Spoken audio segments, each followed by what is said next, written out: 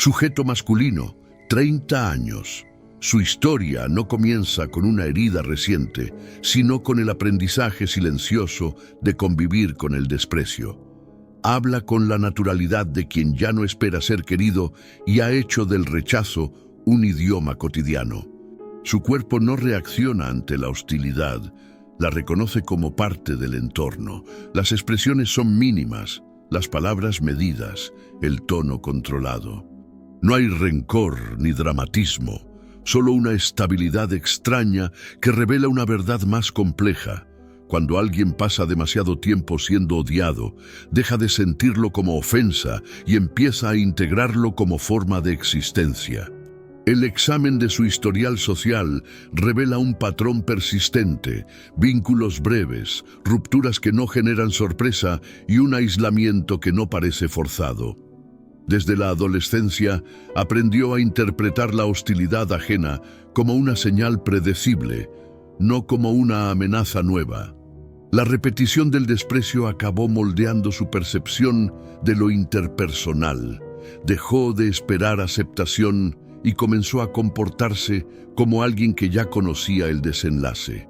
En los registros clínicos, este tipo de respuesta se clasifica como habituación psicosocial, una forma de aprendizaje que reduce el impacto emocional del rechazo a través de la exposición constante. Las entrevistas clínicas evidencian un rasgo distintivo en su narrativa. Utiliza la tercera persona al referirse a experiencias de humillación. A ese tipo lo señalaron, dice, en lugar de a mí. Ese desplazamiento lingüístico sugiere una disociación moderada entre la vivencia y la identidad, un mecanismo frecuente en quienes han soportado entornos de crítica continua. No busca negar lo ocurrido, lo despersonaliza para poder analizarlo sin sentirlo. La hostilidad, al repetirse, perdió su carácter excepcional y se convirtió en un contexto emocional estable.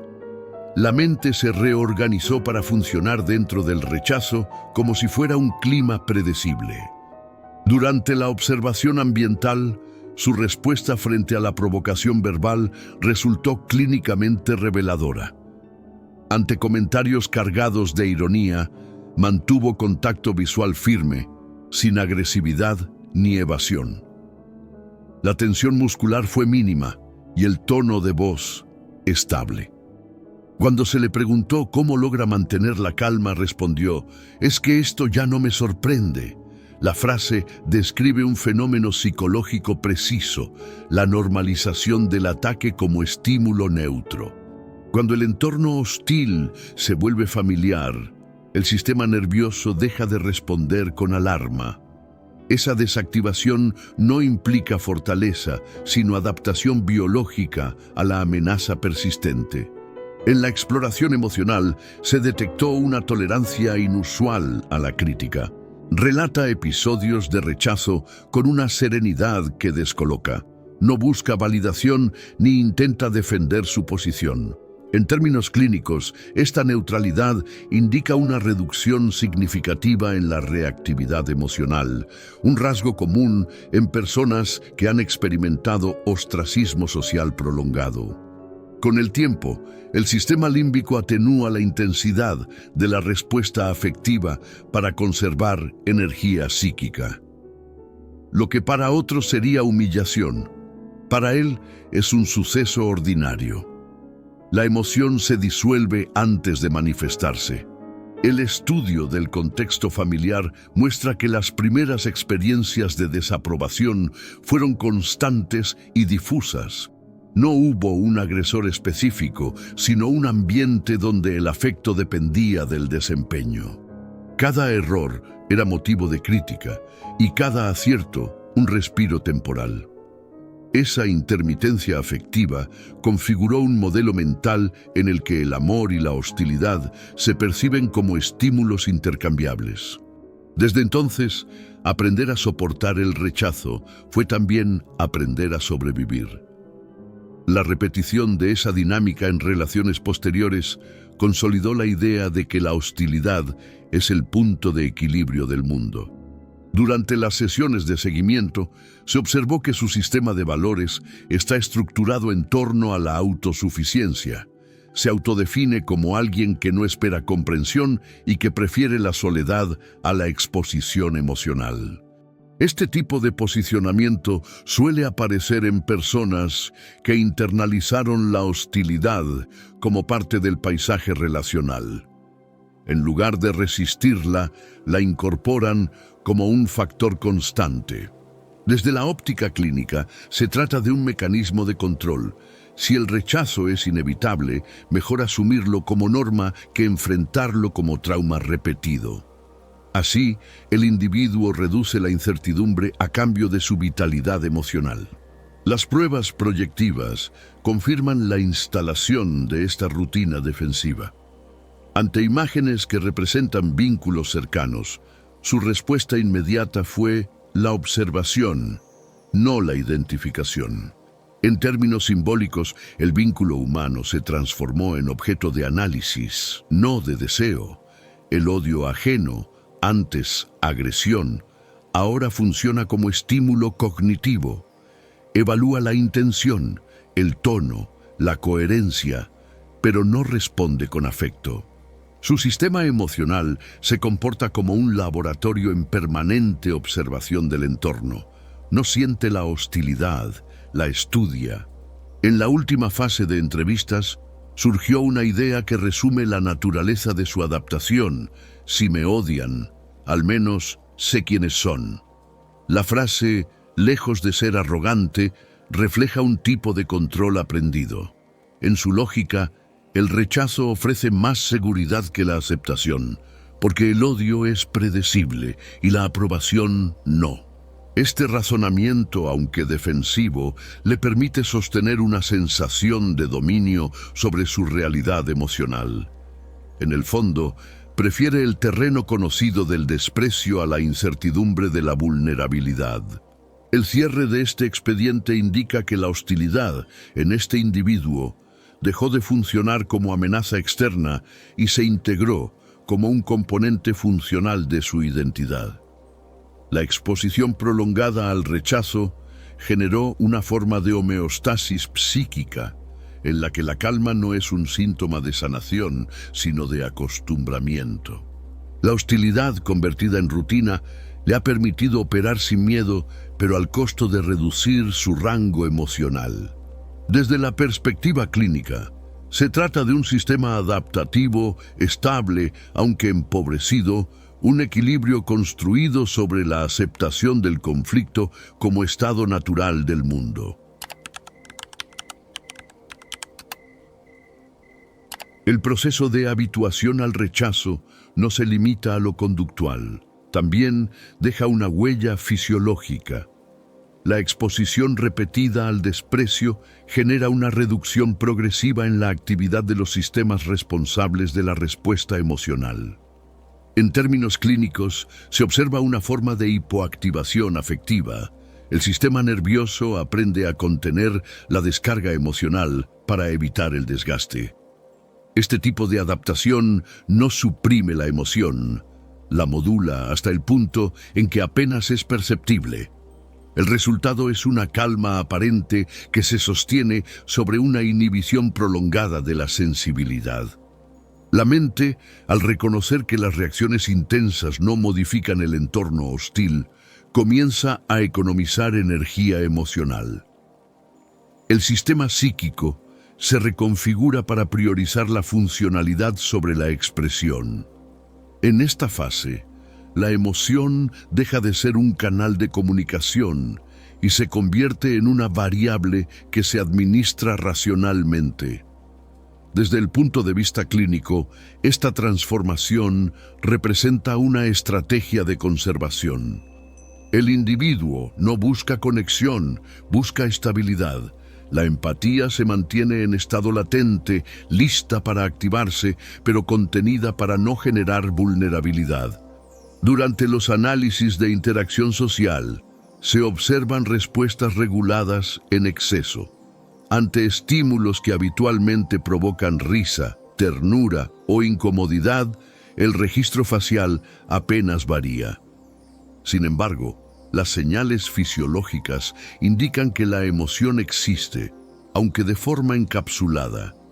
Esta desconexión entre la experiencia interna y la expresión externa conforma el núcleo del mecanismo de defensa. No es ausencia de emoción, sino disociación funcional. La psique construye una distancia entre sentir y mostrar para sobrevivir en un entorno donde la expresión fue castigada repetidamente. En el ámbito neurobiológico, este patrón se asocia con una reducción del flujo dopaminérgico y una respuesta moderada del eje hipotálamo-hipófisis suprarrenal. Dicho de forma simple, el cuerpo aprende a no reaccionar. Los niveles de cortisol se estabilizan en rangos medios, reflejando un sistema que ya no percibe el estrés como excepción, sino como norma. Clínicamente, este tipo de habituación puede sostener la funcionalidad, pero también limita la capacidad de experimentar placer o entusiasmo. El equilibrio se logra a costa de la intensidad emocional. Una escena cotidiana permite ilustrar este mecanismo con claridad. En un entorno laboral, una burla hacia su desempeño provoca risas colectivas. Mientras los demás observan la reacción, esperando una respuesta, él simplemente continúa con la tarea, sin alterar su ritmo ni su tono de voz. No hay señal de humillación ni de defensa. Lo que para otros sería ofensa, para él es un ruido predecible que no merece atención. Este tipo de control no es improvisado, es producto de años de entrenamiento emocional inconsciente. La indiferencia se ha convertido en su escudo más eficaz. En las entrevistas clínicas, cuando se le pide describir cómo experimenta el odio ajeno, suele responder con frases operativas. Sé qué pasa, pero no me afecta. Ese no me afecta no representa desinterés, sino fatiga. En la terminología psicológica, este tipo de respuesta define un proceso de analgesia afectiva, la capacidad de percibir la emoción sin dejar que traspase el umbral de la conciencia. Es un estado de anestesia emocional parcial, donde el sujeto siente, sin sentir plenamente, un punto intermedio entre la emoción y la neutralidad total. El lenguaje verbal y no verbal refuerza la existencia de esta anestesia. La voz mantiene un tono lineal, sin inflexiones marcadas. Las pausas son precisas y las palabras seleccionadas con minuciosidad. Cada interacción parece evaluada en función del riesgo que implica abrirse. Esta racionalización extrema funciona como un filtro que evita la exposición emocional. A nivel clínico, este patrón corresponde a una defensa de tipo anticipatoria. La persona no responde al ataque porque lo prevé. La previsión constante elimina el elemento sorpresa y con él la intensidad emocional. En pruebas proyectivas, la tendencia a la neutralización aparece de manera simbólica. Ante estímulos ambiguos, elige interpretar situaciones sin conflicto, aun cuando la escena sugiere tensión. Este tipo de respuesta demuestra que su mente prioriza la coherencia sobre la autenticidad emocional. En otras palabras, la psique ha aprendido a preferir la estabilidad de una emoción reducida a la imprevisibilidad del sentimiento genuino. Esta elección inconsciente se refuerza con el tiempo, hasta convertirse en rasgo estable de la personalidad adaptada al rechazo. Durante los estudios longitudinales se evidencia un fenómeno secundario, la anestesia emocional. Al volverse permanente, empieza a interferir con la capacidad de vincularse. En lugar de proteger, comienza a aislar. Las interacciones pierden espontaneidad y los vínculos, profundidad. Desde el punto de vista clínico, este punto marca el tránsito de la defensa a la rigidez. Lo que en principio fue un mecanismo de supervivencia se consolida como una forma de funcionamiento emocional automatizado. La persona deja de sentir para no sufrir, pero también deja de conectar para no exponerse. El cierre de este expediente muestra una conclusión relevante. La anestesia afectiva no elimina la humanidad, solo la silencia. La emoción permanece, pero bajo una capa de autocontrol aprendida a través del dolor. La hostilidad repetida forzó al sistema emocional a priorizar la estabilidad sobre la intensidad, construyendo un equilibrio funcional, aunque distante. En el lenguaje clínico, este estado representa una forma de homeostasis defensiva. La mente logra operar con eficiencia en un entorno adverso, pero al costo de renunciar a la plenitud de la experiencia emocional. Las raíces de la adaptación al odio no se forman en la adultez, sino en las primeras etapas del desarrollo, cuando el individuo empieza a definir su valor en función del reflejo que recibe del entorno. La exposición continua a la desaprobación instala una idea persistente: ser rechazado equivale a existir. En ese escenario, el desprecio no destruye la identidad, la moldea. La mente infantil, incapaz de comprender la arbitrariedad de la hostilidad, interpreta el rechazo como prueba de realidad. Así comienza la construcción de una identidad basada en la resistencia, donde la supervivencia emocional depende de soportar la mirada ajena sin esperar aprobación. El entorno social refuerza ese patrón con precisión inconsciente. Cada burla, cada exclusión o gesto de indiferencia actúa como un recordatorio de posición. La persona aprende que la única manera de conservar estabilidad es manteniendo la distancia emocional. Esta repetición no solo enseña a resistir, enseña a traducir el desprecio en orientación. A medida que pasa el tiempo, la hostilidad deja de percibirse como un error del entorno y se convierte en brújula personal. En términos clínicos, se trata de una inversión del sistema de referencia afectiva.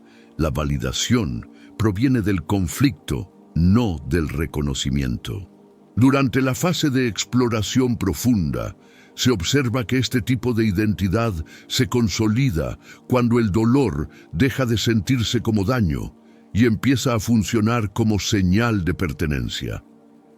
El individuo que creció rodeado de desaprobación acaba reconociendo el maltrato como una forma de continuidad emocional.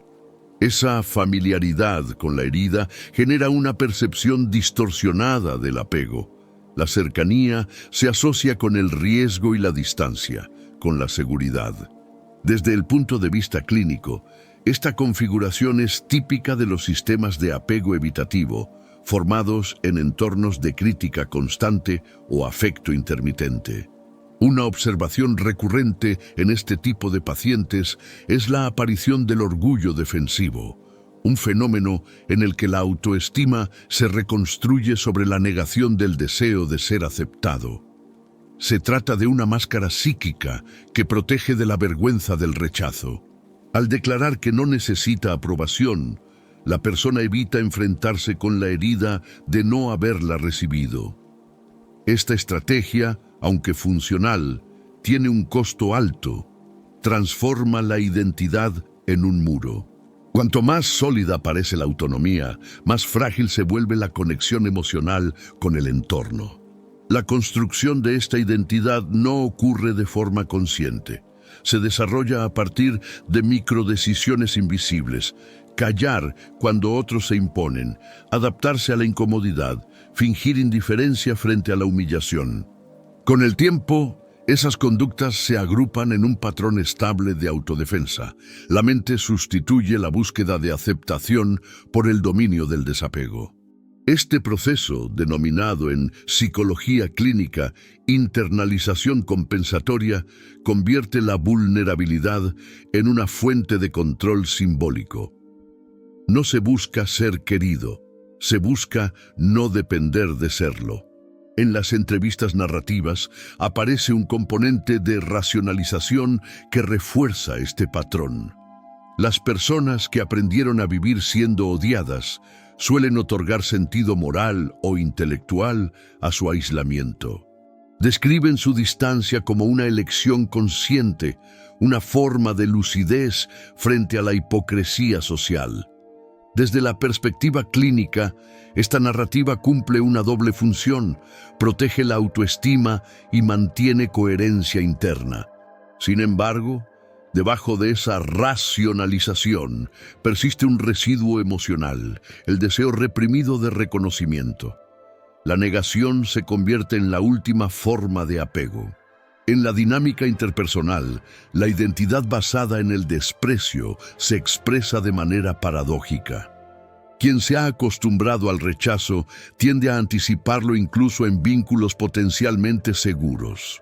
Esta anticipación lo lleva a interpretar la neutralidad como desaprobación y la cercanía como amenaza.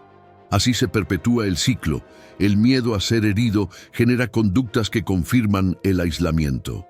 En la práctica clínica, este fenómeno se reconoce como profecía afectiva autocumplida. La expectativa de rechazo produce los comportamientos que garantizan su cumplimiento. Un detalle observacional lo ilustra con precisión. En interacciones grupales, este tipo de individuo suele ocupar un rol periférico. No interrumpe, no se impone, pero analiza cada gesto ajeno con una sensibilidad extrema. Cuando percibe una mínima señal de exclusión, una mirada desviada, un silencio prolongado, retrae su participación sin reclamar. A nivel emocional, ese retiro no representa desinterés, sino un intento de conservar dignidad. Prefiere retirarse antes de confirmar que su presencia incomoda. Con el tiempo, ese retiro se convierte en hábito y el hábito en identidad. El discurso interno de quienes viven bajo esta configuración muestra una característica llamativa: la autoobservación constante. Evalúan su conducta, su tono de voz, su lugar en la conversación. Esta hipervigilancia social produce una identidad sostenida por el control. Cada interacción se convierte en un examen, cada gesto en un riesgo. Desde la óptica psicológica, se trata de una forma de autodefensa cognitiva. El individuo intenta anticipar la crítica para evitar sentirla. El precio de esa anticipación es la espontaneidad. La mente opera en modo análisis incluso cuando solo debería vivir. Hacia las etapas finales del estudio, emerge un fenómeno crucial. La hostilidad internalizada se convierte en autoexigencia. El individuo replica dentro de sí las mismas dinámicas que lo hirieron. Se corrige con dureza, se culpa por necesitar afecto y castiga cualquier muestra de vulnerabilidad. El desprecio externo se transforma en voz interna reguladora. Desde la clínica, este mecanismo recibe el nombre de identificación con el agresor. La mente adopta los rasgos de aquello que la hirió para no sentirse nuevamente indefensa. Lo que comenzó como defensa se transforma en autogobierno del dolor. El cierre de este expediente muestra una conclusión inquietante. El desprecio prolongado no solo hiere, sino que instruye. Enseña a pensar, a comportarse y a sentir dentro de sus límites. Cuando la hostilidad se vuelve maestra, la identidad termina configurándose a su imagen. Desde una mirada psicológica profunda, esta forma de personalidad representa un equilibrio adaptativo, estable, funcional, pero construido sobre una base de soledad estructural. La persona que aprendió a vivir siendo odiada no busca amor, busca coherencia, y esa coherencia, aunque silenciosa, le permite seguir en pie incluso cuando el mundo no la comprende. En la etapa final del proceso, lo que antes fue defensa se convierte en una forma de conciencia. La persona que durante años se sostuvo frente al rechazo sin quebrarse, desarrolla un tipo particular de autonomía psicológica. Ya no busca validación externa, pero tampoco la combate. La indiferencia que alguna vez fue armadura ahora se transforma en equilibrio. En ese punto, la ausencia de aprobación deja de ser una herida y pasa a ser un dato más del entorno, como el clima o el ruido de fondo. La madurez emocional consiste en reconocer que la aceptación no define la identidad, solo la refleja temporalmente. Con el tiempo, la mente aprende a distinguir entre conexión y dependencia. La primera surge de la libertad, la segunda del miedo a perder. Cuando el individuo comprende esta diferencia, deja de invertir energía en agradar y comienza a invertirla en sostener coherencia interna. La interacción ya no es un examen, sino un intercambio. Desde la psicología clínica, este cambio se denomina autonomía afectiva funcional, la capacidad de vincularse sin comprometer la estabilidad emocional. Lo que antes se vivía como aislamiento se convierte en discernimiento emocional. Un fenómeno observable en quienes alcanzan este estado es la reconfiguración del discurso interno.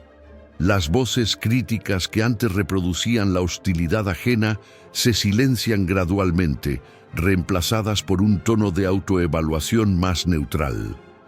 No hay necesidad de castigarse ni de justificar cada emoción. La mente abandona el rol de juez y adopta el de observador. Desde la perspectiva psicodinámica, esto representa una integración del yo. Las partes antes escindidas por la vergüenza y la exigencia se reúnen en una narrativa más estable. Lo que antes era resistencia, ahora es comprensión.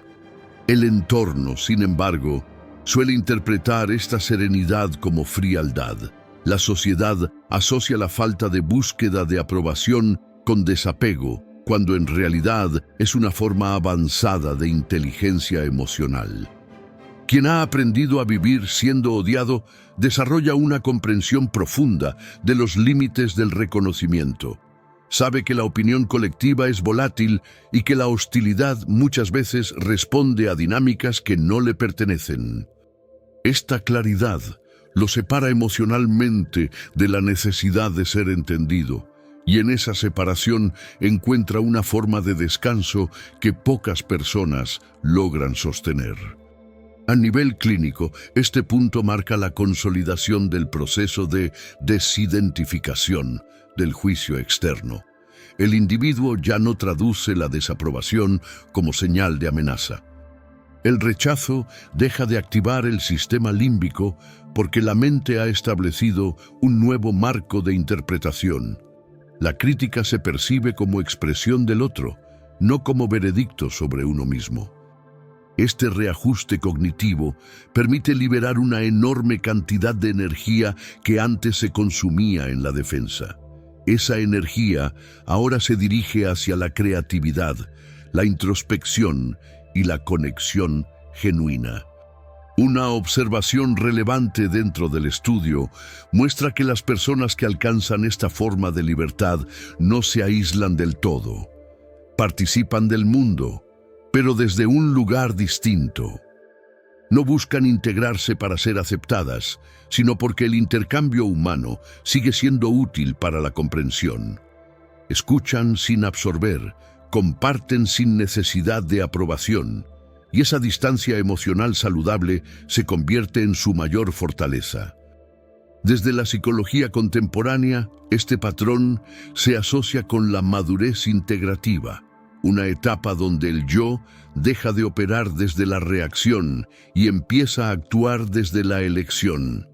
Durante las sesiones finales se evidenció un fenómeno subjetivo interesante, la reconciliación con el silencio.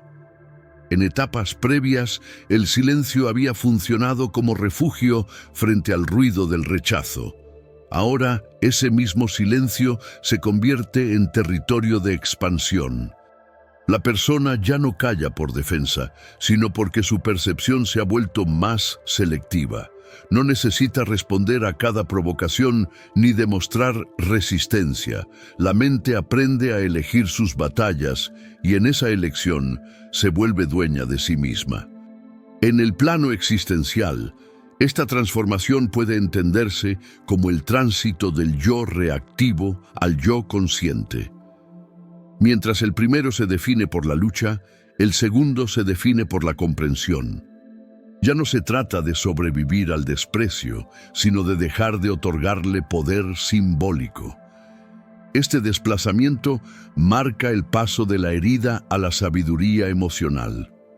La hostilidad ya no tiene función pedagógica, ha cumplido su propósito. A partir de ahí, el individuo no busca ser amado ni temido, solo ser auténtico en su propia forma de estar en el mundo. Los registros finales del expediente sugieren que este tipo de libertad emocional no es un estado absoluto, sino un equilibrio dinámico. La mente, aunque haya superado la dependencia de la aprobación, sigue expuesta a la posibilidad de sentirse juzgada. La diferencia radica en la respuesta. Ya no hay resistencia ni defensa, solo reconocimiento y reajuste. El pensamiento no combate la crítica, la integra. Desde una lectura clínica avanzada, este mecanismo refleja la culminación del proceso de individuación emocional, el punto donde la soledad deja de ser carencia y se convierte en espacio de identidad consolidada. En síntesis, la libertad del que ya no necesita aprobación no es un desafío al mundo, sino una reconciliación con él. Quien ha atravesado la experiencia de ser odiado y ha sobrevivido sin amargura, entiende que el valor personal no se mide por la cantidad de afectos, sino por la capacidad de permanecer íntegro ante la fluctuación de los juicios. Esa comprensión redefine el significado de poder psicológico. Ya no consiste en imponerse, sino en no fragmentarse. Y esa forma de estabilidad, silenciosa, sobria y lúcida, es, desde cualquier ángulo clínico o filosófico, la evidencia más sólida de una mente verdaderamente libre. Quizás vivir siendo odiado termina enseñando algo que el amor nunca pudo, que la paz no depende de gustarle a nadie. Hay una fuerza tranquila en quien ya no necesita ser comprendido, solo coherente consigo mismo. Y cuando llegas ahí, el juicio ajeno deja de tener peso, porque entendiste que no eras el problema, eras simplemente alguien que dejó de actuar para encajar.